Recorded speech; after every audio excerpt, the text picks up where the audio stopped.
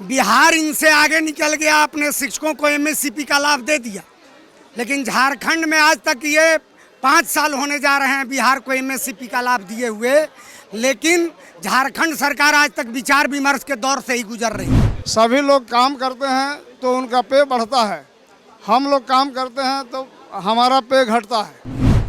तो ये दुर्भाग्यपूर्ण स्थिति है और हम समझते हैं कि एमएससीपी का लाभ अगर दे दिया जाए अन्य राज्यकर्मियों की भांति, झारखंड के सारे राज्यकर्मियों को एमएससीपी का लाभ मिलता है, केवल शिक्षक संवर्ग को छोड़कर। कि जब हम ग्रेड 1 में काम करते हैं तो हमको फिर ग्रेड 2 मिलता है, हम सेम लेवल में रह जाते हैं, हमारा लेवल कोई नहीं बनता है, तो हमारा फिर पे ग्रेड 4600 ही रहता है।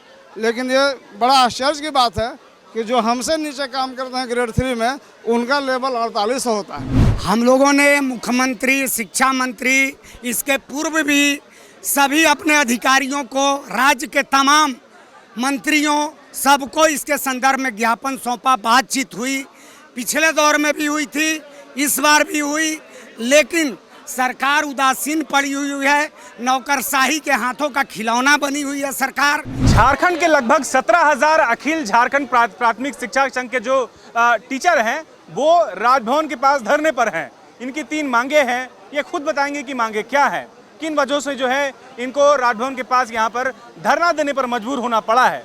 क्या आप लोग की 3 मांगे क्या है और कब तक आप लोग यहाँ पर धरना देने वाले हैं? हम लोगों की प्रमुख 3 मांगे हैं।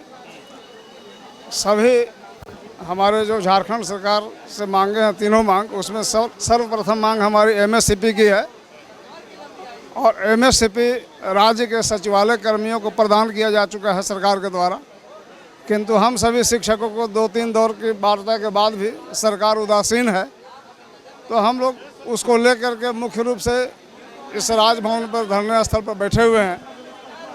किंतु सरकार का प्रावधान होना चाहिए, हमारे यहाँ जो पद का जो क्रिएशन है उसमें हमारे सभी शिक्षक लाभान्वित नहीं होते हैं प्रमोशन से। तो हम लोगों का मांग है कि आप 10 वर्ष, 20 वर्ष और 30 वर्ष पे हमें एमएससीपी की व्यवस्था दें ताकि हमारा एक इंक्रीमेंट हो। पुरानी जो हमारी पद्धति है 93 रूल, उसके अनुसार प्रोन्नति बड़ा अजीबोगरीब है। सभी लोग काम करते हैं तो उनका पे बढ़ता है, हम लोग काम करते हैं तो हमारा पे घटता है। आप इसको जान सकते हैं इस तरह से कि जब हम ग्रेड 1 में काम करते हैं तो हमको फिर ग्रेड 2 मिलता है, हम सेम लेवल में रह जाते हैं, हमारा लेवल कोई नहीं बनता है। हम ग्रेड 7 के लेवल में काम करते हैं, हमारा ग्रेड 7 रहता है। जब हम ग्रेड 4 पाते हैं तो हमारा फिर पे ग्रेड 4600 ही रहता है। लेकिन ये बड़ा आश्चर्य की बात है कि जो हमसे नीचे काम करते हैं ग्रेड 3 में, उनका लेवल 4800 होता है। तो इस तरह की विसंगति को समाप्त करके, और हम लोग चाहते हैं कि जो हमारे शिक्षक भाई 30 साल की सेवा के बाद, 35 साल की सेवा के बाद प्रोन्नति से वंचित होते हैं, तो उनको पद की अधिकता नहीं रहने के कारण उनको एमएससीपी का लाभ दिया जाए ताकि अपने परिवार के लिए, अपने बच्चों के लिए एक सुखद जीवन की कल्पना कर सके। हमारे साथ और टीचर है, 30 साल से आप लोग लगे हुए हैं सर, कह रहे हैं कि ग्रेड 3 वालों को आप लोगों से ज़्यादा मिल जा रहा है, ऐसा क्यों हो रहा है?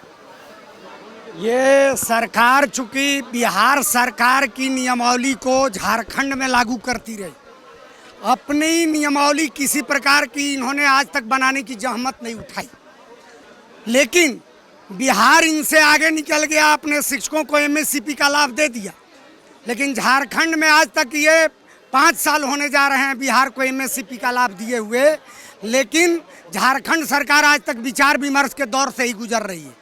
तो ये दुर्भाग्यपूर्ण स्थिति है और हम समझते हैं कि एमएससीपी का लाभ अगर दे दिया जाए अन्य राज्यकर्मियों की भांति, झारखंड के सारे राज्यकर्मियों को एमएससीपी का लाभ मिलता है, केवल शिक्षक संवर्ग को छोड़कर।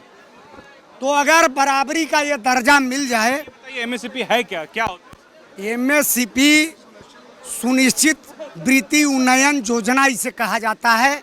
एक निश्चित समयावधि पर सभी सरकारी कर्मचारियों को समान रूप से 10 साल, 20 साल और 30 साल पर एक वेतन वृद्धि का लाभ उनको मिल जाता है। उसमें किसी प्रकार का पद का बाध्यता नहीं है, जबकि हमारी जो प्रोन्नति नियमावली है उसमें पद सीमित हैं और लोग ज़्यादा हैं, इस कारण से बहुतेरे लोग रोज रिटायर करते जा रहे हैं, उनको किसी प्रकार का कोई लाभ पूरी जिंदगी में नहीं मिल पाता।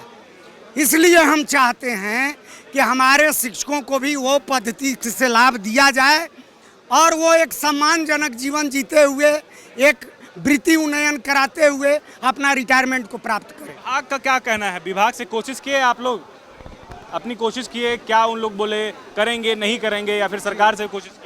हम लोगों ने मुख्यमंत्री, शिक्षा मंत्री, इसके पूर्व भी सभी अपने अधिकारियों को, राज्य के तमाम मंत्रियों, सबको इसके संदर्भ में ज्ञापन सौंपा, बातचीत हुई, पिछले दौर में भी हुई थी, इस बार भी हुई, लेकिन सरकार उदासीन पड़ी हुई है।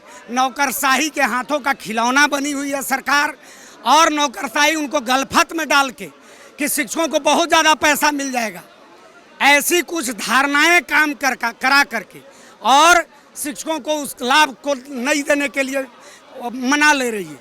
सरकार समझ नहीं पा रही है कि इतना बड़ा संवर्ग आज इस मांग के लिए उद्वेलित है। अगर केवल एक मांग शिक्षकों की मान ली जाए तो पूरा शिक्षक समाज आज सरकार के पक्ष में लामबंद है, लेकिन सरकार को ये बताया नहीं जा रहा है नौकरशाही के द्वारा।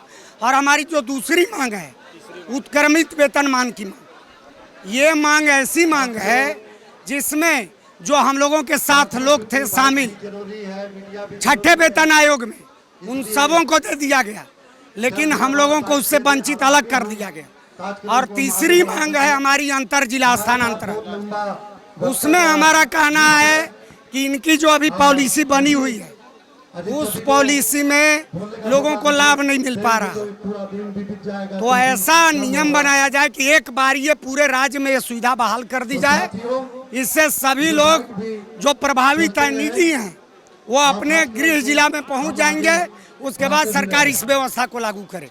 बायोम मेडिकल प्रिपरेशन का एकमात्र संस्थान जहां है complete digital classrooms, individual doubt counters, video lectures, student tracking system, library facility, 100% result oriented rankers batch, study package and class notes in PDF।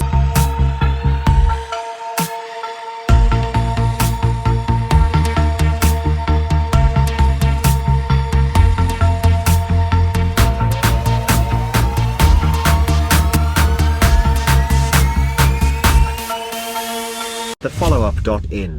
Like, share, and subscribe. www.thefollowup.in